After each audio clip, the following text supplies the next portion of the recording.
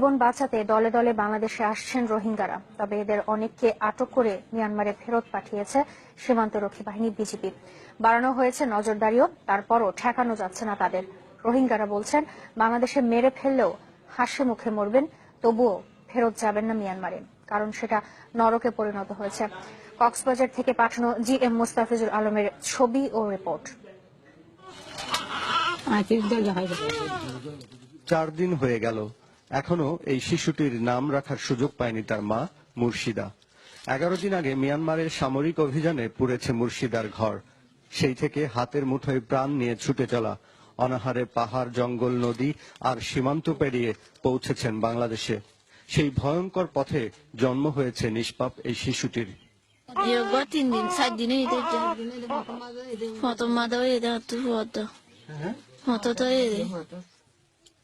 মুর্শিদার সাথে টেকনাফের সীমান্ত ঘেঁষা এই ছোট্ট ঘরে সাময়িক ঠাঁই মিলেছে 27 জন রোহিঙ্গার, যাদের প্রত্যেকের সাথে ঘটেছে মানবতা বিরোধী অপরাধ। অভিযোগ, ঘরবাড়ি জ্বালিয়েই ক্ষান্ত হয়নি মিয়ানমার বাহিনী। হত্যা, নারী ধর্ষণ, শিশু নির্যাতনের মতো বর্বরতাও ঘটিয়েছে। সব হারিয়ে প্রাণ বাঁচাতে পেরেছেন, তাই আর ফিরতে চান না ওই নরকে। মুসলমান হাসিয়েছে আর মুসলমান দেশের মাঝে আসসার আলী বেলা হয়ে আসছি দিয়ে দুলো আজকাল বাদাল দিন আবার এগুলো আসছি শান্তি পাই বেলা হয়ে আসছি। তো যদি আর যদি আমার তো যদি এটা সাহায্য মধ্যে নগরী আর যদি এগুলো ফার করে দিয়ে আর পুরা ফেলাইবে মারি ফেলাইবে তোমার মারি ফেলাইবে বাজি করি আর বাইরে ফেলাইবে বাপ কারি বেলা আর মারে।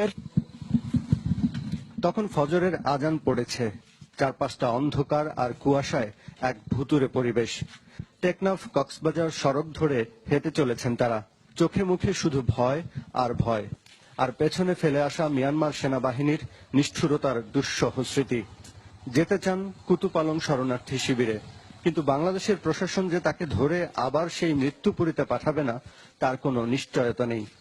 আর ওরে এটা মার করি কেন দেখি জায়গা আর বাসি বললো বাজি বল আর গর্ব রাখবে মগে দেখা হাত দেখে তারা জুলুম করাতে দিয়েছি মায়া ভান্ডার বেশি অত্যাচার করে আবে চুলা চুলি দুধ কাড়ি ফেলের বোর্ড দিলা করে বাজি কল তোমার আর দিন থেকে হয়ে পারি নিয়া আমা কইয়ার আর জানবাতে বললা হয়ে রাইতার আড়াইও বাজে আসছিল ছিল হালি তো মাগিয়ে না হলে ঠেঁগুন।